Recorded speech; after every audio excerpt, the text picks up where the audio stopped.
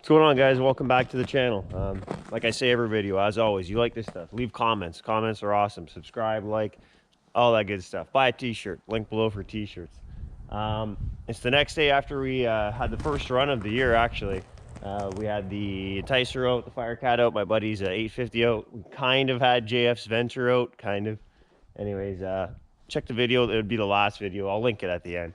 But long story short, we took the Firecat out. It was the first run after I got all the suspension rebuilt it back in, the rear skid back in, and then unfortunately I had tested the compression the day before I went out, the day before yesterday, and she was at 105. I almost didn't want to run it because that motor's toast, but you know what, we ran it and it did good. I'm pretty happy with it, man. It did a legitimate 89 and then 90 miles an hour on the gun with no compression left, no clutch setup. Like, I threw something in it that I thought would work.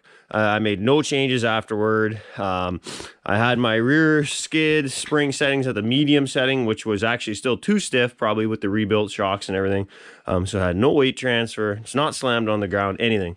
And it did a legitimate 90 mile an hour on ice. I'm happy with that for the state it's in. So in this video, we're gonna be pulling the top end, and I know a lot of you are gonna get mad at me here and say, you're an idiot, it's not how you're supposed to do it. Oh, look at that. Y pipe was leaking everywhere too, nice. A lot of you are gonna get mad and say, pull the motor, check the crank seals, check the crank bearings, which is, yeah, that's the proper way to do it. But I'm a bit of an idiot here, so we're gonna do things the wrong way. I bought this sled years ago for very cheap, and I'm still very little money in it, and I want to keep it that way. It's a budget-oriented sled, so my plan is pull the top end. I'm hoping the pistons look pretty good. I don't know, it's got 9,400 miles and it's never been apart. This thing's never been apart, by the way. This thing has done 9,400 miles and has never been apart. That's just me guessing, but I'm looking at all the bolts on the head, all the bolts on the base of the cylinders, and like, I swear to God, there's never been a wrench on. There's no marks on any of the bolts. So potentially the most reliable sled I've ever owned in my life. I don't know, I've never had anything go 9,400 miles without being pulled apart. This is crazy. But anyways, the plan, I'm going to pull it apart. I'm hoping the pistons look pretty good. Wishful thinking. And I'm just going to re-ring it. And that's it. Like I said, a lot of you guys are going to get mad, say, check the crank seals, do the crank seals. You're right. You're 100% right. But remember, I'm an idiot. So we're just going to do rings here. And honestly, to be totally fair, last season I drove total combined with all my sleds 150 miles. The season before, 200 miles. So honestly, I'm barely even driving these things, guys. And now I'm splitting that, let's say 200 miles a season between this sled, and the T-Cat. So most likely it's never even going to see any mileage anyways. But let's get the stuff off and see what these pistons look like. Hopefully they look half decent. All right, check this out. Easy exhaust removal. Exhaust is off. What's next? We'll do the exhaust valves. Ready? Bam! Exhaust valves out. Next step is the head. I'm going to drain the coolant. You ready for this? Cylinder head is off. From what I can see so far, they look good. Well, at least that one looks good. Anyways, let's get these cylinders off. Last but not least, cylinders. Bam! Cylinders off. We're done. I can't believe this motor. This is crazy, man. Like, this one I got wrapped up, but it looks the same as this. Like, pistons are in nice shape. There's one little scuff here, but like, I can't even feel it with my fingernail. Like, nothing. Like, this is ridiculous for the motor to look this good after that mileage. And even the bores, like the cylinder bores, well, if the pistons are good, the bores are going to be good too. But don't know if you can tell, but the bores too are like great, man. There's no marks anywhere, like little stuff here, but like I said, nothing you can feel with your nails. The head, no pitting. Obviously, it's never been blown up. Just pull it apart. So it has Arctic Cat pistons in it. Look for the little dot on the top of the pistons. See, it's an Arctic Cat thing. It had the steel base gasket in it, which is an Arctic Cat thing. Well, some aftermarket companies do steel base gaskets, but most of them don't. Most of them just give you paper gaskets. But anyways, I'm going to do a little bit more, clean some stuff up, some gasket service, and get a little bit of coolant out of the bottom end, because a little bit went in there. I'm going to suck that out. But that's probably it for now. Well, no, this video will continue. I just won't be finishing it today, because now I got to order parts. And next weekend is when this video will be continuing. But anyways, see you in a week. 1 week later. All right, we're back. I didn't film getting the pistons and the rings on and the cylinders on. because I had a real bastard of a time. So I've never done this before in my life where I mix match aftermarket rings with OEM pistons or vice versa. This is my first time trying it. I want to see if it works. And not really. Well, it does, but first of all, when I put the new rings in the bore, the ring end gap was mega tight, like 6 thou, and I guess factory spec on this is around 15. The rings I pulled out were about 16. I put these SPI rings in it and they were 6. Like, that's pretty tight. So I had to file those open. I got them to about 14-ish, 13, 14 thou, so I think that's good. And then when I'd go to put the cylinder on, I'd get the cylinder on a little bit past the little tangs that hang into the crankcase, but I couldn't get it into the bore. It would get stuck. And I'm like, what is going on here? And I couldn't figure it out.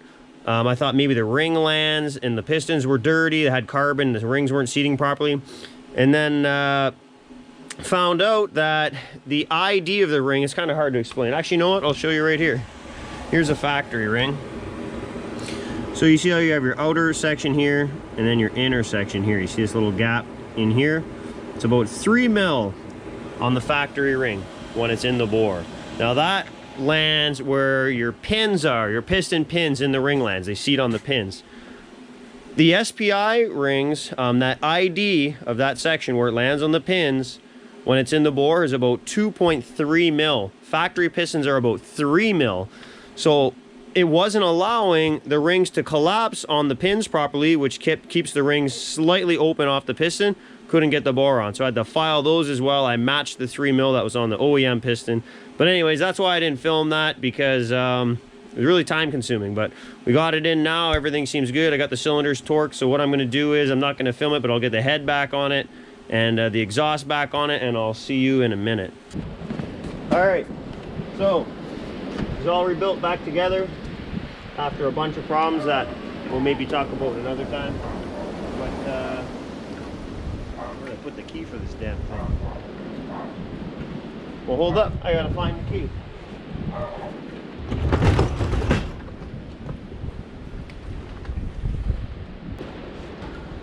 It was in my pocket. Okay. Oh boy. Let's see what happens. I've already pulled it a bunch of times for other reasons. Let's see what happens.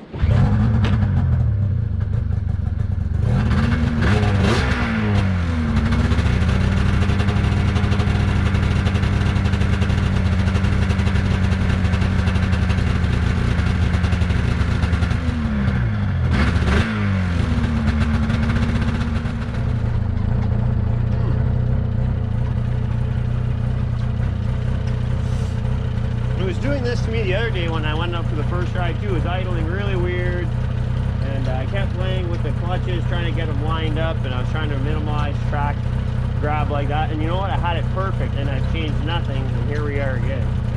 So we'll have to look at that. But yeah, after I drove it the last time, like I said, it was running really weird. I drove it for a few minutes, and then it was fine all day. So I don't know what it's up to, but we're gonna let it run like this for a few minutes anyways, warm up, shut it down, let it cool off. I gotta seal the Y pipe, it's leaking everywhere. Then we'll go take this thing for a ride, so see you in a minute. All right, so it's been about 10 minutes. See, it's idling fine now, so maybe it's just a pilot jet issue, air screw adjustment. Doesn't like to idle when it's cold, but we'll figure that out another time. So I'm gonna shut this thing down, pull it back in the garage, seal the Y pipe with some high temp silicone because it's leaking, and we'll let it sit for a few hours, try to dry it, and then we'll go for a ride. A little longer than a few minutes later.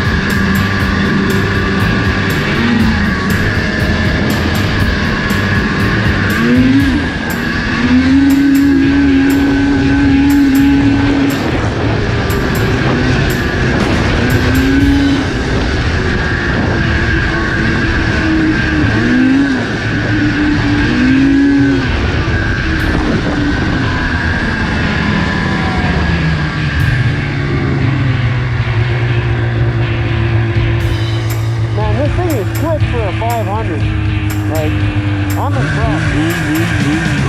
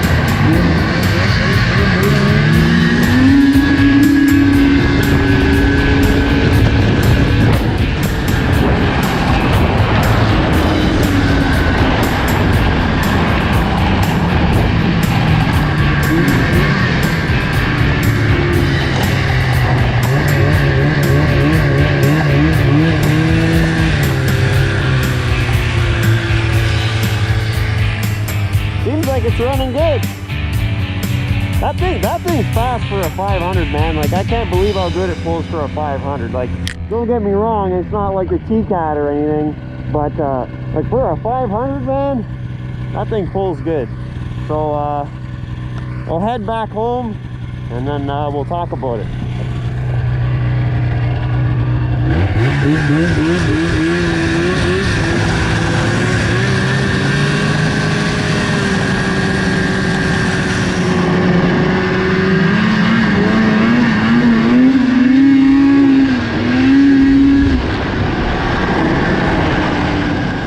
Back from the ride, first ride after the rebuild. I actually had done one last week. This video is kind of messed up and my GoPro died, and then I just let it sit till this weekend. Now I got it out this weekend. But after the first ride, it's running really good actually. It always did run good, to be honest. Even with the low compression, it ran fine, but I figured she's done her time. She did 9,300 miles, never touched. She deserves a bit of a freshen up. Anyways, yeah, so it's running good. So just took a quick look under the hood, nothing leaking, nothing looking out of place. It's running well, guys. Really, really good.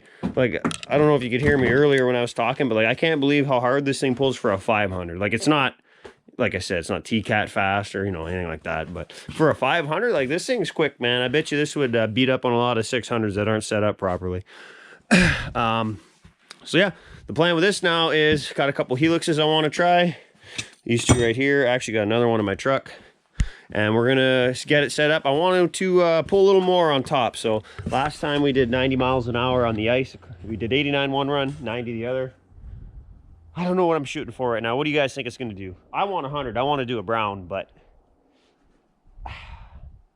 I don't see me picking up 10 miles an hour with a rebuild and a helix.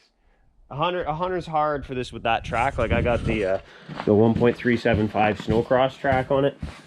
Like, that track's a real killer for a 500, right? Like, they don't have much torque to be pulling that, so that really kills the top end on it. But I'm gonna say I'm shooting for 95, and I think that's doable. I think we'll get 95 out of it on the ice, and that'll be next time. So stay tuned, guys. Thanks for watching. There will be more, as always. I've been trying to put out videos every Thursday, so I kind of the schedule for the time being now anyways, every Thursday. So yeah, that's it. Comment, like, subscribe, share. See you again, boys. Hey! Subscribe to the channel.